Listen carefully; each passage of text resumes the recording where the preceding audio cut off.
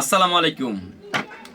আর সেলিম ভাই কিন্তু এই নিয়ে 4 থেকে 5 বার লাল মুরগির চামড়া নিছে। আবার উনি যখন চামড়া নেয় মানে 4 কেজি 5 কেজি 10 কেজিও চামড়া নেয়। ভাই সেলিম ভাই যে চামড়াটা এতটা পছন্দ করে যেটা বলার মতো না। তো সেলিম ভাই আপনার জন্য লাল মুরগির চামড়া, তার পাশাপাশি জসিম ভাই আপনার জন্য 2 কেজি রেডি করছি। এখানেই আছে 8 কেজি চামড়া নিছি মোট।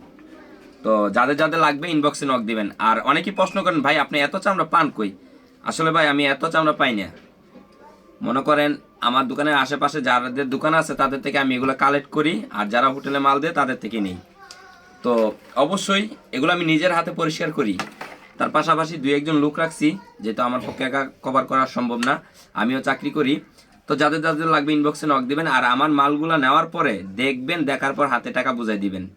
আর যদি কোনো সমস্যা হয় আমাকে জানাবেন। হয়েছে।